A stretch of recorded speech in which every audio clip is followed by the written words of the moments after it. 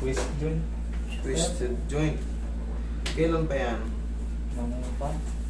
No? Parang taon pa. Ngayon, ano, paano ka nahihirapan ka ba? Paano ka nahihirapan? Kung nag-basketball master. Hmm. Nagpapag yung kuwan. Walang pilsa.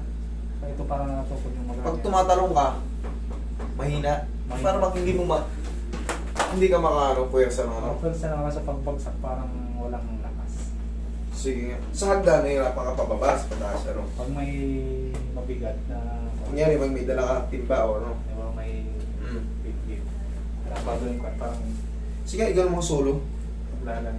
Urod na. Hindi, huwag kang tumulong, ganito lang. Hindi ko masakit. Masakit. O yun, okay, higa. Higa. Yung ibig sabihin, para matitesting natin kung nagbago ba yun eh. O katulad niya, pag ginaganon niya, masakit. Ayan. Sige, higa ka. Lalo pag nakatupo. Kailangan kasi natin malaman kung ano yung mga certain position na may pain siya.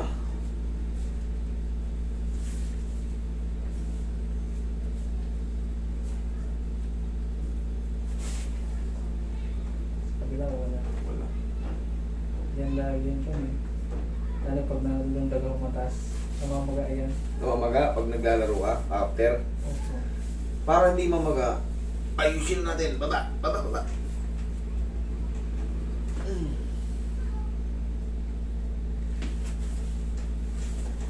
Yung paa ko yung tumunog, ang ibig na sa'yo.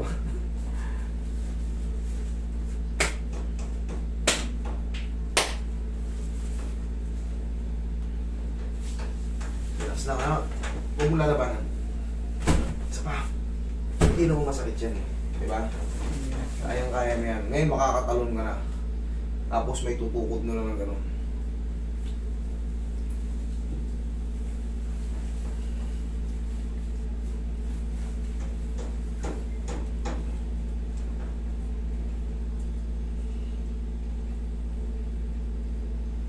So, itinta ka nga kape. Nakato ko kay Elip eh.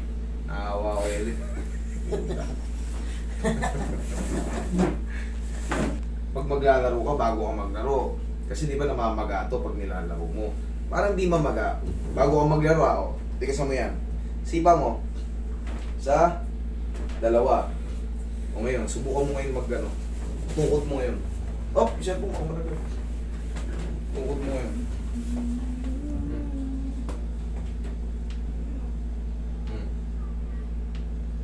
Tumutunog. Natunog lang. Wala nang sakit. Kaya na. Oo, kaya sabi ko naman sa'yo eh. Oo, talon ka, idol.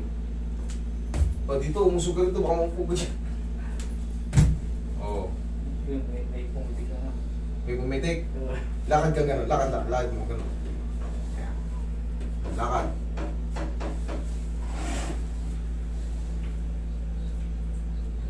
Talon. Wala na yan. Wala na yan. Nagulat ka lang dun kasi pinabigla ako sa'yo nang walang lakad eh. Parang Yeah. Ganun mo. Lakasan mo. Magchinelas ka, idol. Baka sige. Pwersahin mo. Is na. Ha? Di na. O yan, nagagawa mo na natin. Kasi pag masakit ang tuhod mo, pag winan-shot mo, ay pag winan-ano mo, pag tinodo mo yung bigat ng katawan mo dyan, masakit yan. Eh ngayon, wala na. O di, wala na. Idol, ito, upo ka. Panoorin mo itong video natin pag maglalaro ka. Ganito. Sino man yung nakakaramdam ng ganito. Tandaan nyo, pag naglalaro kayo, tapos pagkatapos namamaga. Minsan, sign of ano yan, osteoarthritis, pag may ganyan kayo. Bunga na rin nagkakaroon ng, pagka medyo bata-bata kayo, ang bata ko pa, nagkaka-arthritis na ako. Hindi.